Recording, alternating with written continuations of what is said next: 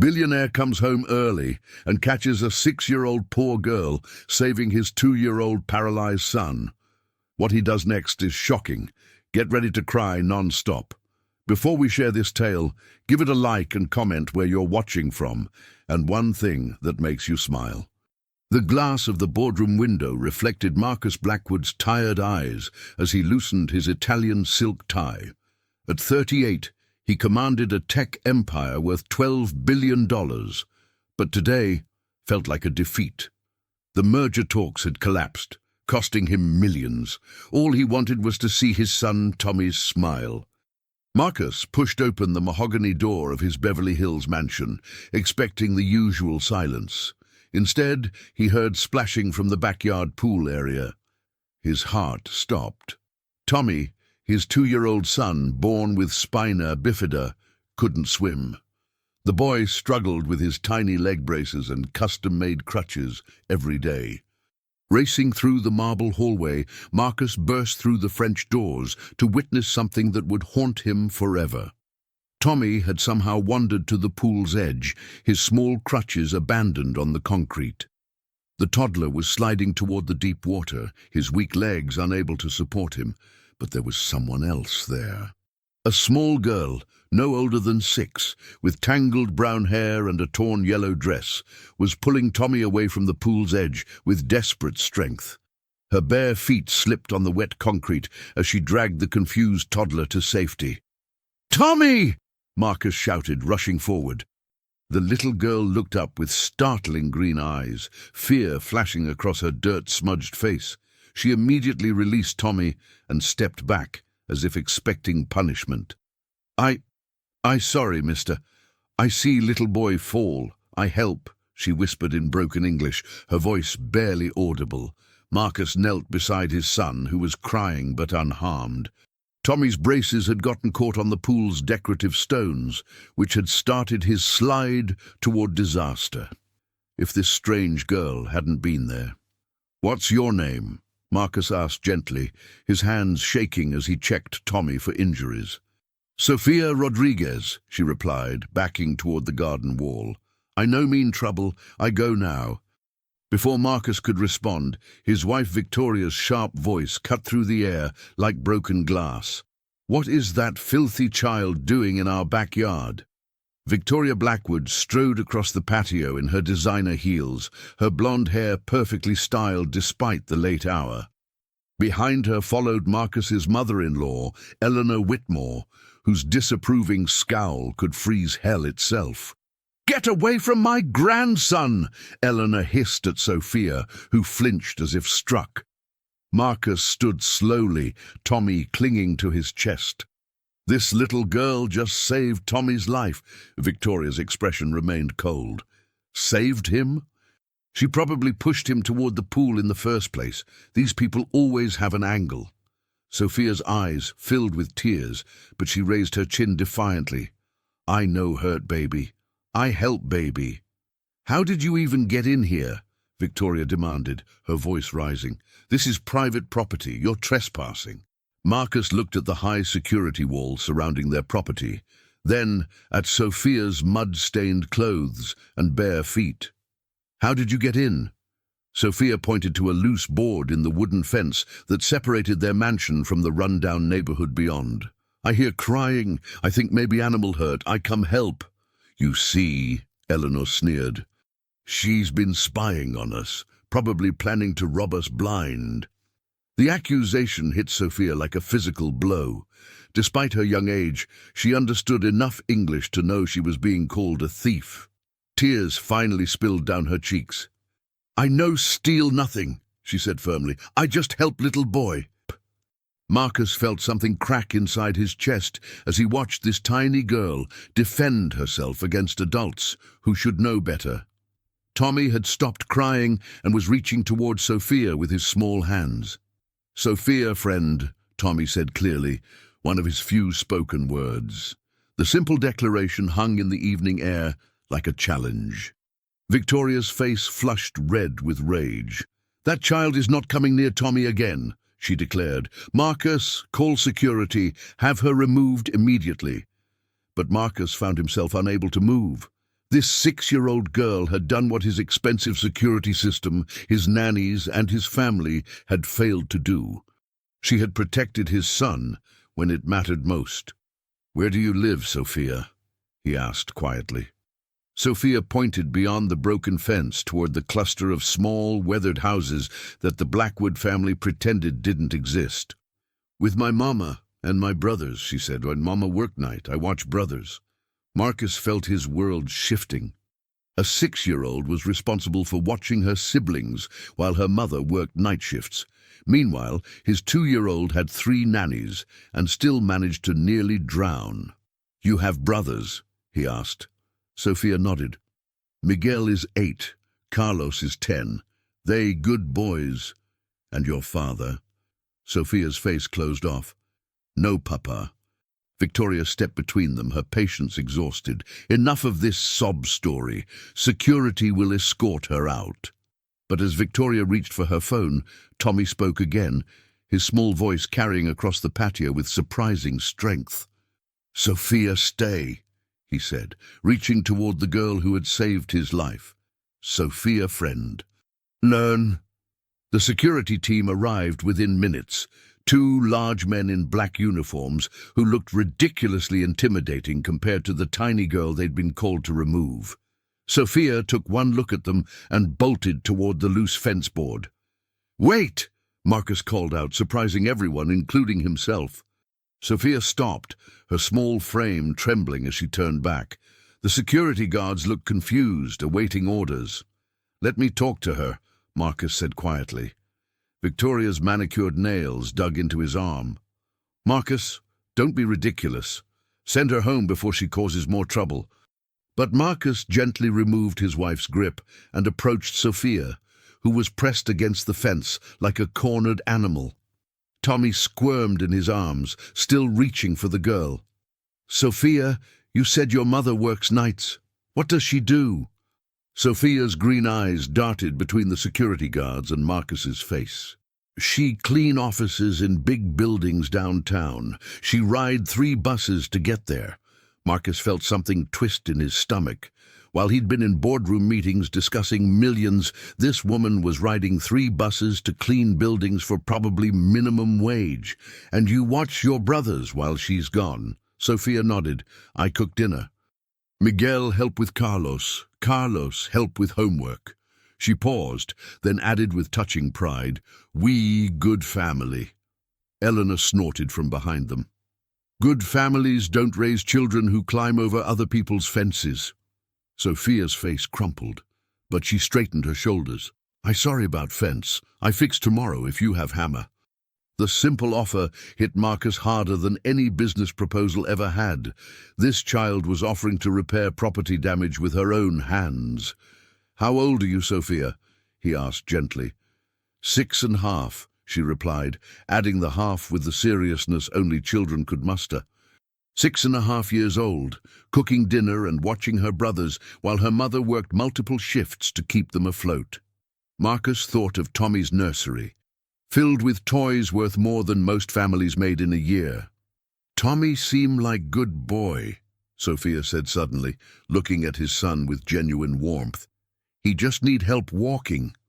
My cousin Diego, he born with bad legs too, but he very strong now." Victoria stepped forward aggressively. "Don't you dare compare our son to some—" "Victoria." Marcus's voice carried a warning that made his wife stop mid-sentence. Tommy was babbling at Sophia in his limited vocabulary, clearly trying to communicate. Sophia smiled and babbled back, making exaggerated facial expressions that had Tommy giggling within seconds.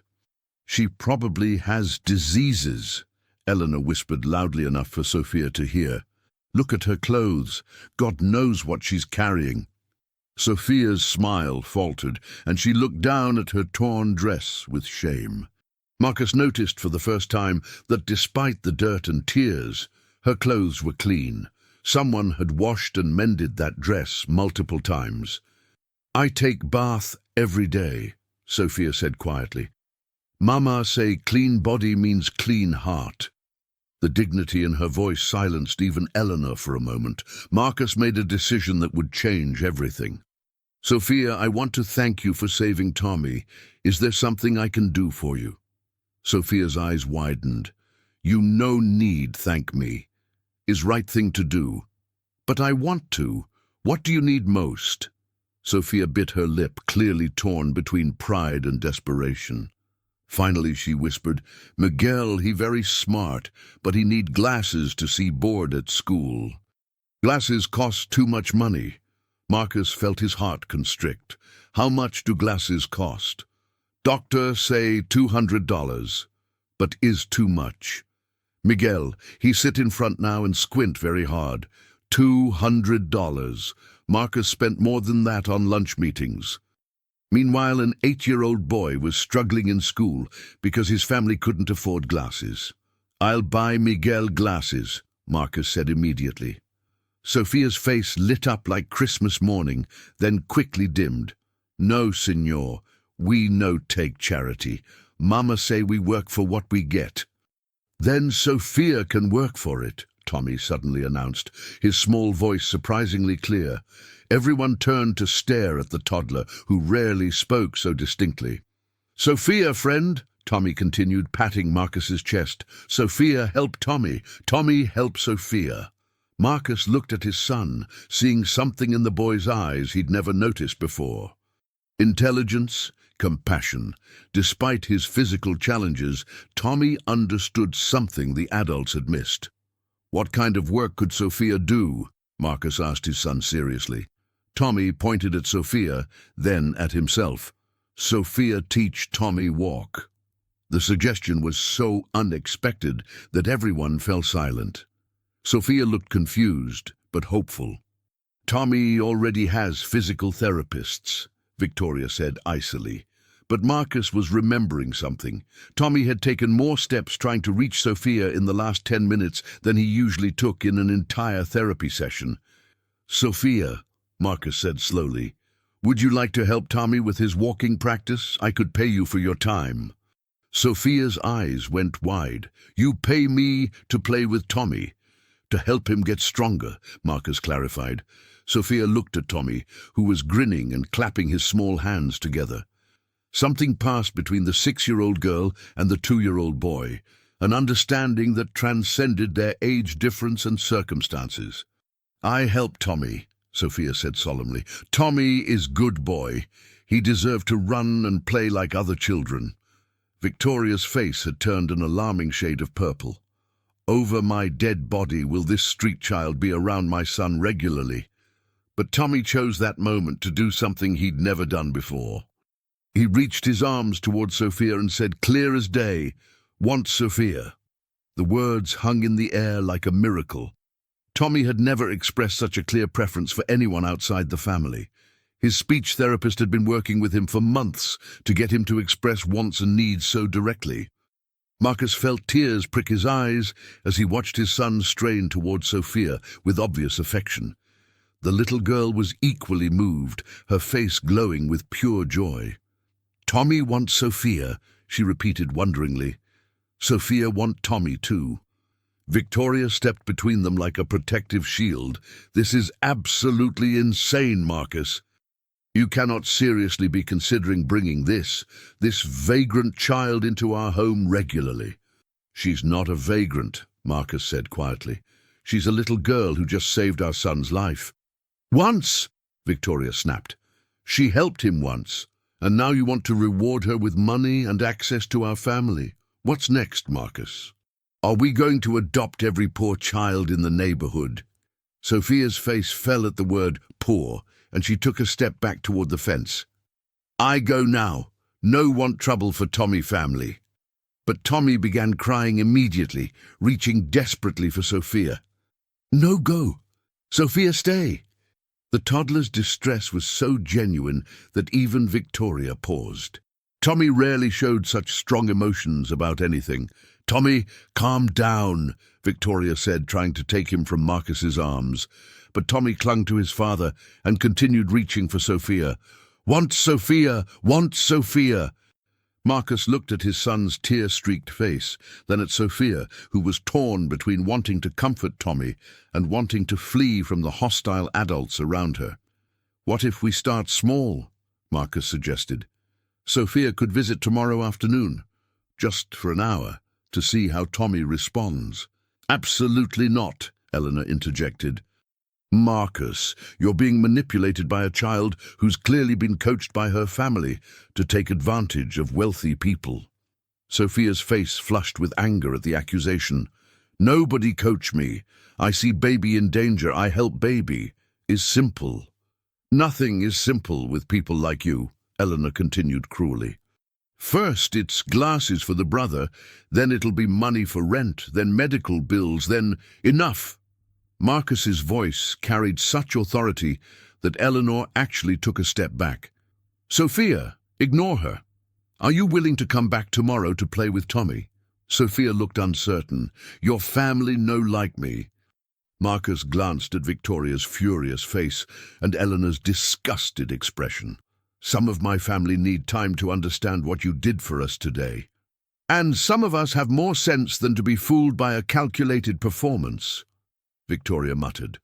But Sophia wasn't looking at the adults anymore. She was focused entirely on Tommy, who had finally stopped crying but was still reaching for her. I come back for Tommy, she said firmly. Tommy is special boy. He need friend who understand. Understand what? Marcus asked, curious. Sophia's expression grew serious beyond her years. Tommy have hard body, but strong heart. Like my cousin Diego, strong heart always win. The simple wisdom in her words hit Marcus like a physical blow. In all the medical consultations, therapy sessions, and family discussions about Tommy's condition, no one had ever described his son quite like that. Strong heart, Tommy repeated, patting his small chest. Sophia smiled and patted her own chest. Strong heart. It was like watching a secret language develop between the two children. Marcus felt something shift in his understanding of his son's needs. Tomorrow at 3 o'clock? He suggested. Sophia nodded eagerly. I bring book. I teach Tommy colors in Spanish and English. She's bilingual, Marcus realized with surprise. Mama teach us both languages, Sophia said proudly. She says smart people speak many words. Marcus found himself impressed despite everything. This 6-year-old spoke 2 languages, took care of her brothers, and had just demonstrated more wisdom about his son's condition than most of the expensive specialists they'd consulted. Victoria grabbed his arm again, her nails digging in. Marcus, I'm warning you, this is a mistake that will destroy our family. Or save it, Marcus replied quietly, watching Tommy babble happily at Sophia. Eleanor huffed in disgust. I'm calling your father about this. He'll talk sense into you. Marcus almost smiled. His father, Richard Blackwood, was the toughest businessman in California. He'd also grown up poor before building the family fortune. Marcus had a feeling his father's reaction might surprise Eleanor. Sophia, Marcus said, do you need help getting home? Sophia shook her head and pointed to the loose fence board. I go same way I come, is faster. That fence needs to be fixed, Victoria said pointedly. Yes, Marcus agreed. It needs to be fixed properly, with a gate that Sophia can use safely. Victoria's mouth dropped open. You're going to build her a gate? I'm going to build a safe passage for a little girl who saved my son's life and who might be able to help him in ways we haven't considered. Sophia looked confused by the word gate, but she understood the kindness in Marcus's tone. She approached Tommy cautiously and gently patted his small hand. See you tomorrow, Tommy, she whispered. We practice walking together. Tommy giggled and grabbed her finger with his small fist. Sophia, friend. As Sophia disappeared through the fence, Marcus felt like he was standing at the edge of a cliff. Behind him was his ordered, predictable, wealthy life. Ahead was uncertainty, family conflict, and a 6-year-old girl who had just turned his world upside down. But Tommy was still babbling happily about Sophia, friend, and for the first time in months, his son seemed truly excited about tomorrow. Maybe some cliffs were worth jumping off. The next morning brought chaos to the Blackwood mansion. Victoria had called an emergency family meeting. complete with Marcus's father, Richard, flying in from San Francisco, his sister, Catherine, driving down from Malibu, and Eleanor camping in their living room like a disapproving general preparing for war. Marcus sat in his home office reviewing quarterly reports when the assembled family tribunal marched in without knocking. "We need to talk," Victoria announced, flanked by the others like a righteous army. Richard Blackwood, at 65, still commanded rooms with his presence. His steel-grey hair and sharp blue eyes had intimidated competitors for decades. But Marcus noticed something different in his father's expression today, curiosity rather than condemnation. "Tell me about this girl," Richard said without preamble. "Her name is Sofia Rodriguez. She's 6 years old." "Yesterday she saved Tommy from drowning," Marcus replied calmly. Catherine, his 35-year-old sister, shifted uncomfortably. "Victoria says you're planning to pay her to spend time with Tommy." "I'm considering it, yes." "Marcus," Eleanor began in her most condescending tone, "these people are experts at manipulation. They send their children to tug at heartstrings while the adults plan how to exploit wealthy families." Richard held up a hand, silencing Eleanor. "How exactly did she save Tommy?" Marcus described the scene by the pool, watching his father's face carefully. Richard's expression remained neutral, but Marcus knew him well enough to recognize genuine interest. "And Tommy's response to her?" Richard continued. "He's never connected with anyone the way he connected with her. She got him to walk more steps in 10 minutes than his physical therapist manages in hour-long sessions." Victoria jumped in. "That's coincidence. Tommy was probably just excited by the disruption." But Richard was studying Marcus with sharp eyes. "What's the family situation?" "Single mother working night shifts, cleaning offices, 3 children. Sophia's the youngest. The middle child needs glasses, but they can't afford them." $200 for glasses?" Catherine asked. "Apparently." Richard was quiet for a long moment. "What do you know about the mother?" "Nothing yet. Sophia mentioned she takes 3 buses to get to work downtown." "And you're planning to invite this child back into our home based on one interaction?" Eleanor demanded. Marcus felt his patience wearing thin. "I'm planning to let a 6-year-old girl who saved my son's life spend an hour playing with him. Not exactly a major security risk." Victoria's voice rose. "It's the principle, Marcus. Once you let these people into your life, they never leave. First it's glasses, then rent money, then medical bills." "Stop!" Richard's quiet command instantly silenced the room. "Marcus, have you met the mother?" "Not yet. I want to meet her before any of this goes forward."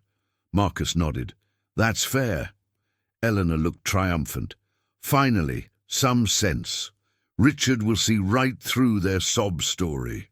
But Richard wasn't finished. "I also want to meet Sophia again. And I want to see this interaction with Tommy for myself." The room fell silent. Victoria stared at her father-in-law in shock. "Dad, you can't be serious," Catherine said. Richard's eyes hardened. "I built this family's wealth from nothing. I know the difference between genuine need and manipulation. But I also know that people who risk themselves to save others usually have character worth respecting." Marcus felt a surge of gratitude for his father's measured approach. "Moreover," Richard continued, "if this child can help Tommy in ways our expensive specialists cannot, we owe it to our grandson to explore that possibility." Victoria's face was turning red again. "What about the security risks, the liability issues? What if she gets hurt on our property?" "Those are manageable problems," Richard replied dismissively. "Fear of hypothetical risks shouldn't prevent us from investigating potential benefits." Eleanor tried a different approach. "Richard, surely you understand the social implications. What will people say when they learn the Blackwoods are associating with illegal immigrants?" "Are they illegal?" Richard asked Marcus. "I have no idea about their status." Find out. If they're here legally, Eleanor's point is irrelevant. If they're not, we'll address that situation separately. Marcus was beginning to remember why he'd always respected his father's business instincts. Richard didn't make emotional decisions, but he also didn't dismiss opportunities because of prejudice. "I want you to investigate the family thoroughly," Richard continued. "Background checks, financial situation, medical records if possible, but I also want you to bring Sophia here this afternoon, as planned." Victoria looked like she might faint. "You're seriously supporting this insanity?" Richard turned to his daughter-in-law with an expression that had made Fortune 500 CEOs nervous. "Victoria, I'm supporting careful evaluation of a situation that might benefit my grandson. If you have a problem with that, you're welcome to spend the afternoon elsewhere." The threat was clear and unmistakable. Victoria's mouth opened and closed like a fish. Catherine tried to mediate. "Maybe we could arrange to meet the family in a neutral location first, a restaurant or—" "No," Marcus interrupted. "Sophia specifically wants to help Tommy with walking. That requires space and familiar surroundings." Richard nodded approval. "Smart. The boy needs to be comfortable." Just then, Tommy's voice echoed from the doorway. "Sophia come today?" Everyone turned to see the toddler standing in the doorway, supported by his crutches, his face bright with anticipation. "Yes, buddy. Sophia's coming at 3 o'clock, Marcus said gently. Tommy clapped his hands together, nearly losing his balance. "Sophia, friend, Tommy walk with Sophia." The pure joy in the child's voice hit the room like a physical force. Even Eleanor looked shaken by Tommy's obvious excitement. "He's been asking about her all morning," Marcus added quietly. Richard knelt down to Tommy's level. "Tell Grandpa about Sophia." "Sophia saved Tommy," Tommy said solemnly. "Sophia have strong heart." "Tommy have strong heart too." Richard's eyebrows rose. "She taught you about strong hearts?" Tommy nodded vigorously. "Strong heart always win." Richard stood slowly, his expression thoughtful. When he looked at Marcus, there was something new in his eyes. "This afternoon just became very interesting," he said. At exactly 3 o'clock, Sophia appeared at the newly installed gate Marcus had ordered that morning. The construction crew had worked with unusual speed, motivated by a substantial bonus, and Marcus's explicit instructions that the gate be child-friendly and secure. Sophia stood uncertainly at the entrance, wearing the same yellow dress but clean and carefully mended. Her hair was braided with small yellow ribbons that matched her dress, clearly an effort to look her best. Marcus opened the gate personally, with Tommy balanced on his hip and the entire family watching from the patio like it was a performance. "Hello, Sophia. You look very nice today." Sophia's face brightened. "Mama braid my hair special. She say when you visit important people, you show respect." The simple statement hit Marcus harder than it should have.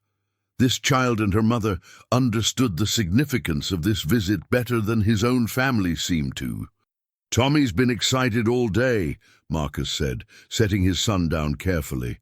Tommy immediately took several unsteady steps toward Sophia, using his crutches with more determination than Marcus had seen in weeks. "Tommy!" Sophia exclaimed with genuine delight. "You walk so good today." "Sophia here," Tommy replied, beaming. Richard watched the interaction with sharp eyes, while Victoria and Eleanor maintained hostile silence from the patio furniture. "Sophia," Richard said, approaching with measured steps. "I'm Tommy's grandfather. I wanted to meet you properly." Sophia looked up at the imposing man without flinching. "Hello, senor. You have very good grandson." "Tommy is brave, boy." "Why do you think Tommy is brave?" Sophia considered the question seriously. "Walking is hard for Tommy, but he do it anyway. Every day he try. That is very brave." Richard's expression softened almost imperceptibly. "And what about you? Are you brave?" Sophia shook her head. "I just do what is right. Brave is different." "How is it different?" Brave is when you scared, but you do right thing anyway. I'm not scared to help Tommy. I just see baby need help. Marcus watched his father absorb this distinction, seeing the wheels turning behind Richard's sharp eyes. I brought book like I promise, Sophia said to Tommy, pulling a worn children's book from a small backpack. Is colours book, Spanish and English. Tommy clapped excitedly. Colours! Sophia teach colours! They settled on a blanket Marcus had spread on the grass, with Sophia patiently pointing to pictures and saying words in both languages. Tommy tried to repeat everything, his small voice stumbling over Spanish pronunciations, but determined to learn. Rojo, Sophia said, pointing to a red apple. Rojo, Tommy attempted. Very good. Red in English, rojo in Spanish. Marcus found himself sitting on the grass nearby, drawn into their lesson despite himself. Sophia was a natural teacher, patient and encouraging, breaking down concepts in ways Tommy could understand. Sophia, Richard said, joining them on the grass to everyone's surprise. Tell me about your brothers. Sophia's face lit up. Miguel is very smart. He read books all time. Carlos is strong and funny. He make everyone laugh even when we sad. And your mother? Mama is strongest person in whole world, Sophia said with absolute conviction. She work very hard so we have food and house. She sing to us every night before sleep. Victoria muttered something under her breath that sounded like performance, but Richard ignored her. What does your mama sing? Mexican songs her mama teach her, and American songs from radio.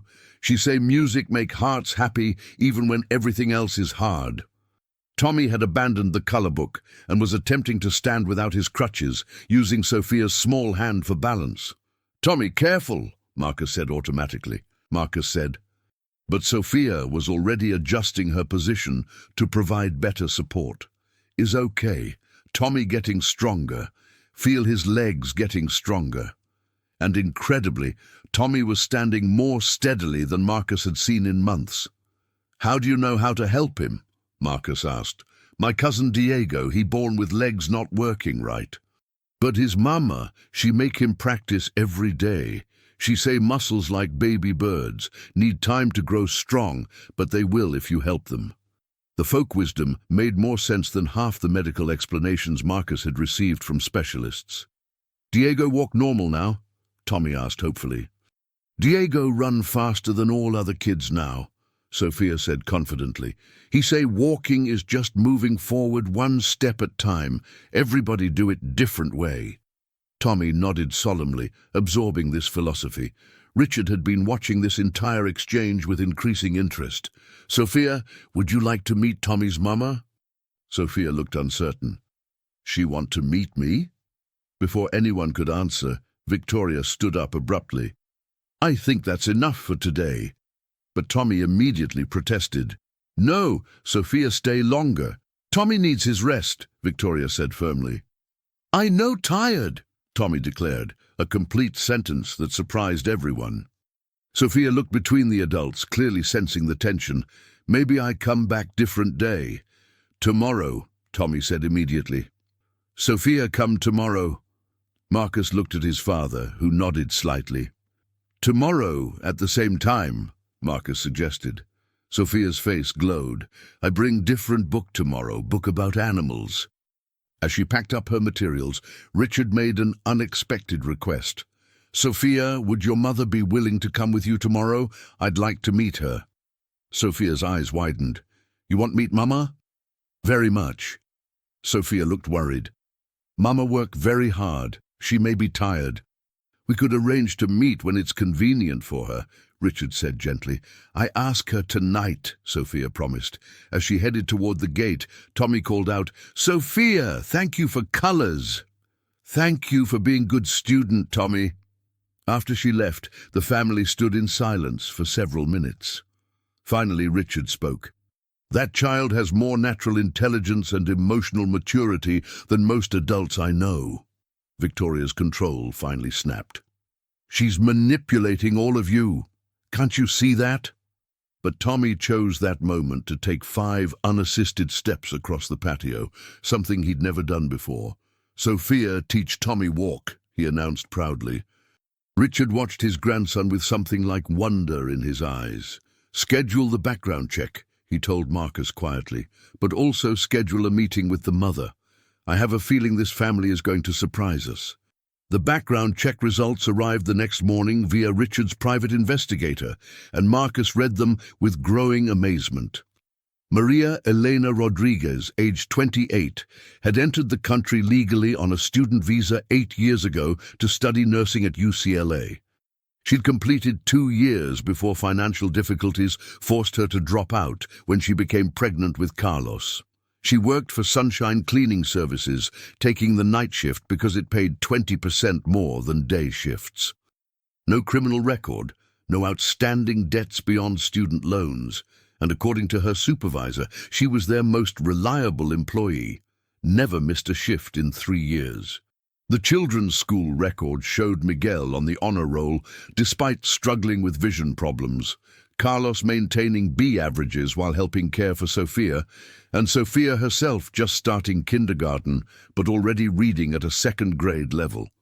Marcus set the report aside as Victoria stormed into his office. "The gate installer just told me you've ordered a permanent access code for that family," she accused. "I've ordered a temporary code that I can change any time," Marcus corrected, "for convenience and security." "Convenience for whom?" "We're about to have strangers wandering through our property whenever they feel like it. One 6-year-old girl with an appointment isn't exactly a security invasion." Victoria slammed her hand on his desk. "This is insane, Marcus. You're going to destroy our family for some bleeding heart fantasy about helping the poor." And before Marcus could respond, Tommy appeared in the doorway with his physical therapist, Janet Morrison, a 60-year-old woman who'd been working with him for 6 months. "Mr. Blackwood," Janet said, "I need to discuss Tommy's progress with you." Victoria looked hopeful. Finally, a professional perspective. But Janet surprised them both. "Tommy's made more improvement in the last 2 days than in the previous 2 months. His muscle strength has increased, his balance is better, and his motivation is completely transformed." Victoria's face fell. "That's impossible."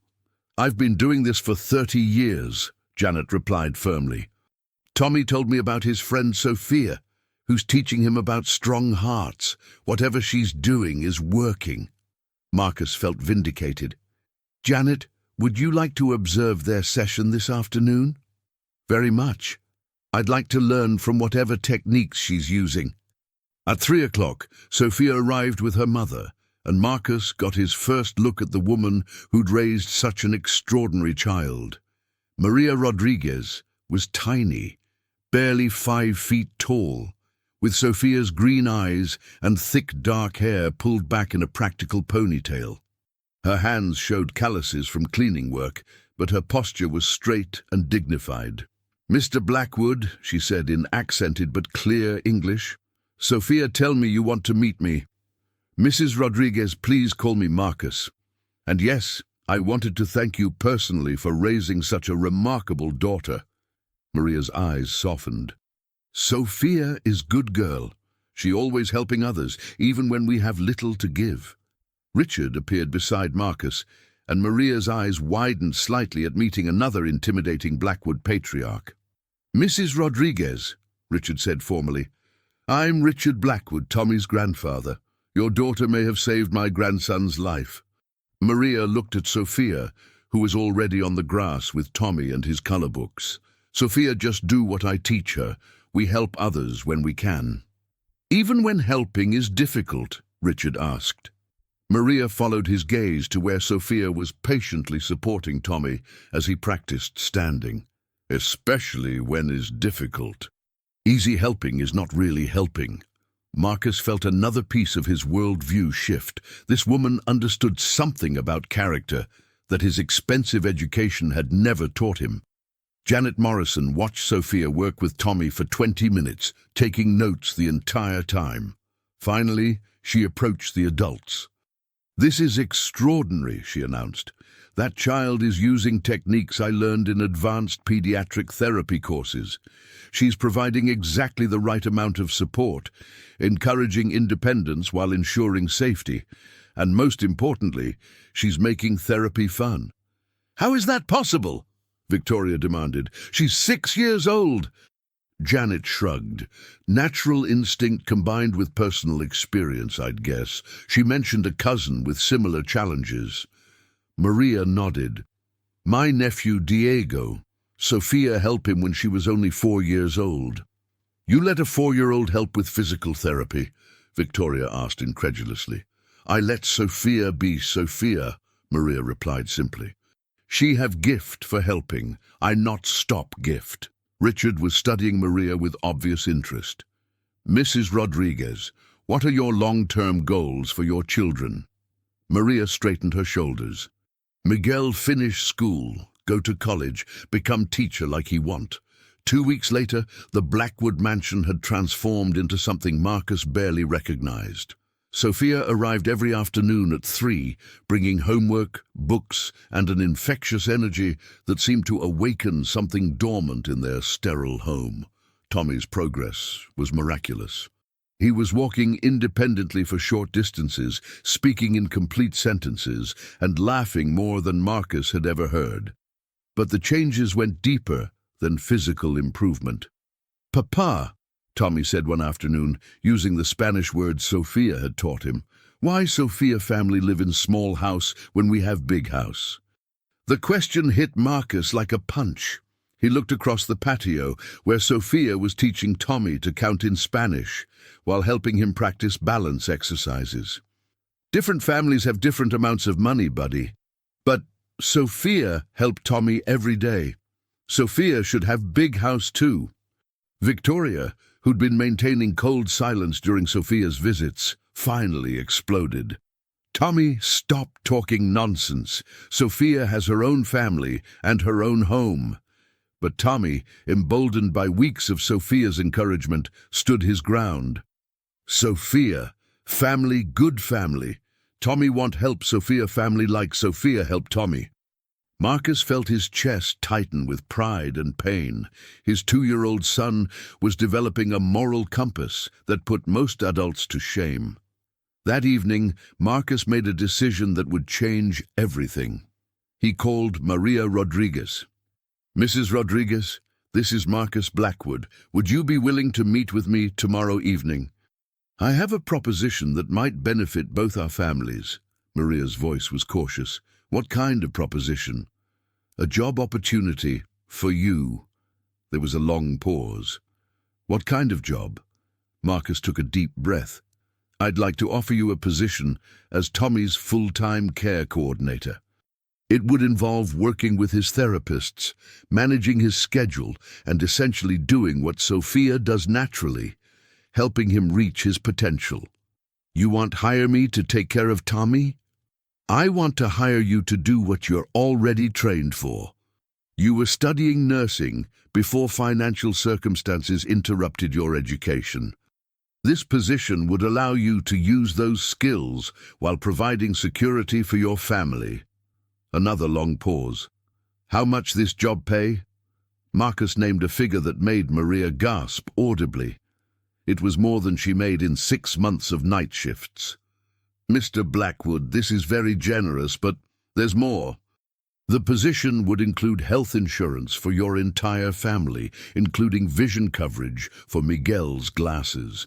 And I'd like to discuss continuing your nursing education through our company's Educational Assistance Program." Maria was crying softly on the other end of the line. "Why you do this for us?" "Because your daughter saved my son's life, and your family is teaching mine what really matters." 3 months into the new arrangement, the transformation was complete. Maria worked mornings with Tommy and his therapy team, attended nursing classes in the afternoon, and Sophia continued her daily visits after school. Tommy was walking confidently with his crutches and taking independent steps regularly. His vocabulary had exploded, mixing English and Spanish in ways that delighted everyone except Victoria. Most importantly, He was happy in ways he'd never been before. But Victoria's resentment was growing stronger every day. "This has gone too far, Marcus," she confronted him one evening after Maria had left. "That woman has completely taken over Tommy's care. She coordinates with his therapists. Janet Morrison says it's the most effective approach she's ever seen. And what about our privacy? We can't have a conversation anymore without wondering who's listening." The argument was interrupted by Tommy himself, wandering into the room wearing his pajamas. "Papa, Mama Maria forgot her book," he announced, holding up a nursing textbook. Victoria's face went white. "Mama Maria?" Tommy nodded innocently.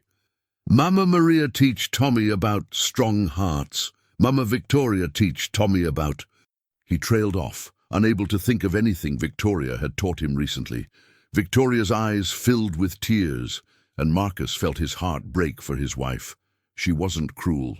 She was scared of being replaced, scared of losing control, scared of changes she couldn't understand.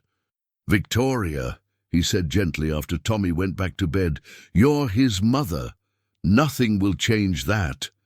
"Everything has changed," she replied bitterly. "My son calls another woman Mama and can't think of anything I've contributed to his life." The next morning, Marcus noticed Victoria sitting with Tommy during breakfast, asking him to teach her Spanish words. It was a small step, but it was progress.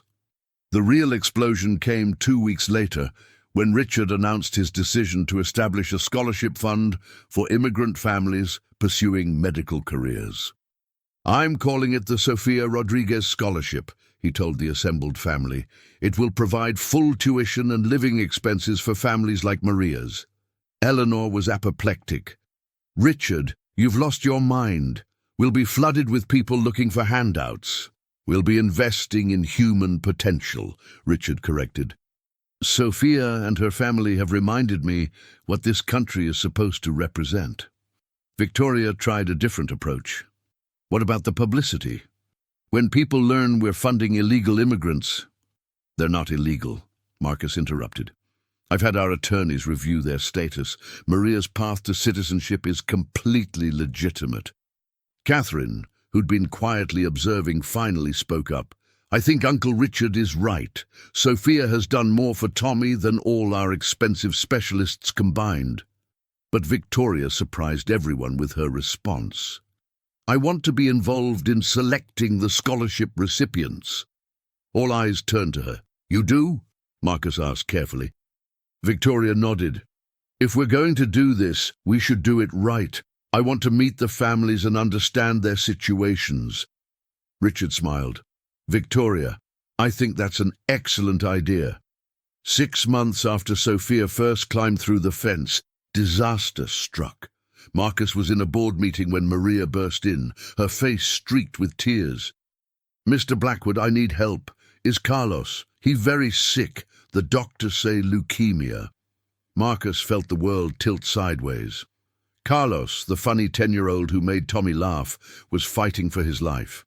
"The county hospital want $40,000 before they start treatment," Maria continued desperately. Marcus was already reaching for his phone.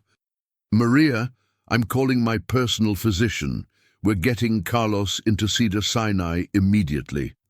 Within 2 hours, Carlos had been transferred to the best pediatric oncology unit in California, with Dr. Jennifer Walsh personally overseeing his care. The family gathered at the hospital that evening. Sofia sat beside her brother's bed, speaking to him in soft Spanish, while Tommy approached with his crutches. "Hey, Tommy," Carlos said weakly. "You walking really good now." "Carlos get better soon," Tommy declared with absolute faith. "Sofia say Carlos is strong." "Doctor." Walsh explained that Carlos had acute lymphoblastic leukemia, but with early detection and aggressive treatment, children his age had over 90% survival rates. "Whatever Carlos needs, make sure he gets it," Marcus told the doctor. "Cost is not a factor." That night, Marcus found Victoria in the hospital chapel. "Carlos called me Tia Victoria today," she said softly. "Aunt Victoria, like I was part of his family." You are part of his family now, Marcus replied. Victoria was quiet for a long time. I've been so awful to them, Marcus. That little girl saved our son's life, and I treated her like a threat. You were protecting Tommy. Any mother would feel the same way. No, Victoria said firmly. I was scared that Sophia was better for Tommy than I was, but maybe I could learn to be a better mother by watching Sophia's family. The next morning brought Miguel to the hospital, his face drawn with worry behind his new glasses. How bad is Carlos? He asked Maria directly. Carlos is very sick, mijo, but the doctors here are the best, and they're going to make him better. How long? Miguel asked. Maybe 2 years of treatment. Miguel nodded solemnly. I can get job after school, help pay for medicine. Marcus felt his heart break. Miguel, Carlos's treatment is already paid for. Your job is to be his brother and help him feel brave. Miguel's eyes filled with tears. Really? You promise Carlos going to be okay? I promise Carlos is getting the best care possible, and your family won't face this alone. Sophia, who'd been holding Carlos's hand, spoke up with her usual wisdom. Remember what Mama say, we family. Families stick together. Now we have bigger family. Bigger families stick together too. Richard stepped forward with bright eyes. Sophia is right. We're all family now. Even Eleanor surprised everyone by arranging a private room for Carlos. The boy needs proper care, she said defensively, but Marcus saw the way her hands shook as she adjusted Carlos's blanket. 3 weeks into Carlos's treatment, disaster struck again. Sophia collapsed at school and was rushed to the emergency room with symptoms that terrified everyone. Marcus arrived at the hospital to find Maria in the hallway, her face white with shock, while Victoria sat beside her with a protective arm around her shoulders. Dr. Walsh's examination revealed that Sophia didn't have leukemia, but she was severely anemic and malnourished. She's been giving away portions of her meals, hasn't she? Doctor, Walsh asked gently. Maria's face crumpled with understanding. She always say she not very hungry. Give her food to Carlos and Miguel. Marcus felt rage and heartbreak war in his chest. While his family worried about Sophia taking advantage of them, she'd been literally starving herself to make sure her brothers had enough food. She needs immediate nutritional intervention, Dr. Walsh explained. I'd like to admit her for a few days. That evening, Marcus sat beside Sophia's hospital bed while she slept, looking impossibly small against the white sheets. Maria sat on the other side, crying quietly. I should have noticed she was getting thinner. Maria, you've been carrying impossible burdens. No one could have seen everything. Marcus made a decision that felt long overdue. You and the children are moving into our house, temporarily, while Carlos receives treatment and Sophia recovers. Mr. Blackwood, we cannot... Yes, you can. And please call me Marcus. We're family now. 2 days later, Sophia was discharged to the Blackwood mansion, where rooms had been prepared for the entire family. The house transformed overnight with children's laughter echoing through marble hallways. The real revelation came when Sophia woke up screaming from nightmares about Carlos dying. Marcus and Victoria both rushed to comfort her. Carlos going to die? She asked directly when she finally calmed down. Marcus looked into those earnest green eyes. Carlos is very sick, but Dr. Walsh is the best doctor for his kind of sickness. We're going to make sure he gets every treatment he needs. You promise? I promise. We will never stop fighting to save Carlos. Sophia nodded, accepting this commitment with appropriate gravity. Later, visiting Carlos at the hospital, Sophia made her own declaration. Carlos, I've been eating all my food every day now. I'm getting strong so I can give you some of my strong if you need it. Carlos managed a weak smile. Sophia, you keep your strong so you can take care of Tommy. I take care of both, Sophia said with absolute determination. I have enough strong for everybody. Marcus realized he was witnessing something profound. These children understood love and sacrifice in ways that put most adults to shame. That evening, Victoria found Marcus on the patio where everything began. "I've been thinking about what Sophia said, about having enough strong for everybody. What about it? She's been teaching us that strength isn't something you hoard, it's something you share. And somehow, sharing it makes everyone stronger." 8 months after Sophia first saved Tommy, the mansion was decorated for Carlos's remission celebration. His latest blood work showed no trace of cancer cells. The house was filled with people from both families' worlds, business associates mingling with nursing students, Tommy's therapy team, chatting with Sophia's teachers. But the real miracle wasn't Carlos's recovery. The real miracle was what had happened to the Blackwood family. Victoria was volunteering at the Children's Hospital. Eleanor had started a non-profit for families with hospitalized children. Richard had expanded the scholarship program. "Papa Marcus," Carlos said, appearing with cake, "Mama Maria wants to know if you're ready for the surprise." Marcus spotted Maria near the piano, wearing her nursing school graduation cap and gown. She was officially an RN now, specializing in pediatric oncology. "What surprise?" Marcus asked suspiciously. Carlos grinned, looking healthier than he had in months. "You have to sit down." Maria called for everyone's attention. "Friends and family, we gather tonight to celebrate Carlos's health, but also something else. A year ago, my daughter climbed through a fence to help a little boy and found us a new family." The room erupted in applause. "But tonight," Maria continued, "I want to announce that our family is growing again. Victoria and Marcus Blackwood have asked to adopt Sophia, Miguel, and Carlos as their children, and we have said yes." The words hit Marcus like a physical blow. He turned to stare at Victoria, who was crying and laughing simultaneously. 3 weeks ago," Victoria explained through tears, "I asked Maria if she would consider letting us legally adopt the children, not to replace her, but to make our family official." "The papers are filed," Richard added with satisfaction. "Sophia, Miguel, and Carlos Blackwood Rodriguez." Sophia ran to Marcus. "Papa Marcus, you really going to be my papa forever?" Marcus held her tightly. "Forever and always, sweetheart." Tommy declared loudly, "Now Sophia, really Tommy's sister." Later, alone with Maria on the patio, Marcus asked, "Are you sure about this?" "Marcus," she said gently, "my children already call you Papa. Victoria is already Mama Victoria to them. This just makes the papers match the heart. What happens now?" "Now we keep being family," Maria said simply. "Carlos finishes getting strong. Miguel starts high school. Sophia keeps teaching everyone about strong hearts." Sophia appeared in her pajamas, followed by Tommy. "Why everyone still awake?" Just talking about how lucky we are," Marcus said, pulling both children onto his lap. "I know why we lucky," Sophia said matter-of-factly. "Why's that, sweetheart?"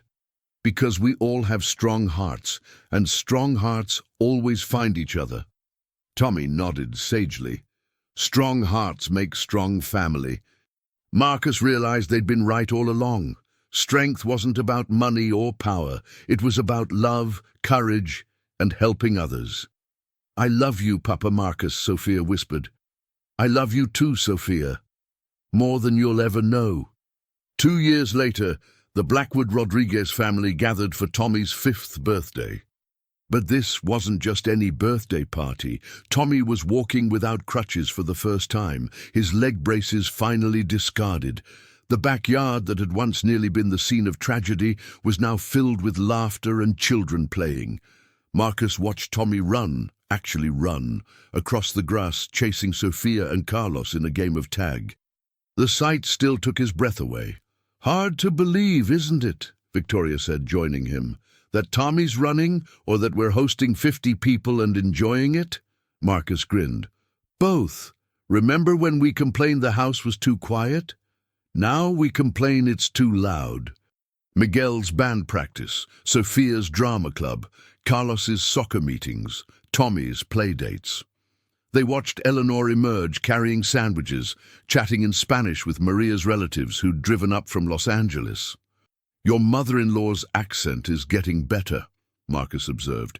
She's taking formal classes. Says if she's going to be a proper abuela, she needs to speak properly. Richard appeared carrying Tommy's birthday cake, moving with the energy of a much younger man, reinvigorated by being grandfather to 4 children instead of 1. The children gathered around the picnic table. Sophia stood next to Tommy, one protective hand on his shoulder, a habit she'd maintained, even though he no longer needed physical support. "Make a wish, Tommy," Carlos encouraged. Tommy closed his eyes, thought carefully, then blew out all 5 candles. Everyone cheered. "What did you wish for?" Miguel asked. Tommy looked around at his family with absolute contentment. "I wished for everyone to have strong hearts forever." Sophia hugged him tightly. "Tommy, you don't need to wish for that. Strong hearts don't go away."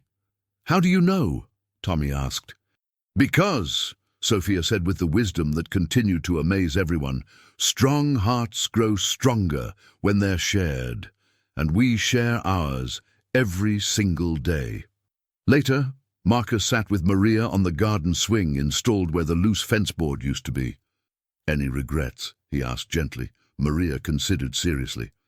"About letting my children be adopted by a family who gives them every opportunity, about having a career I love and a home where we're safe and happy, about watching my daughter save not just one little boy but an entire family." She shook her head.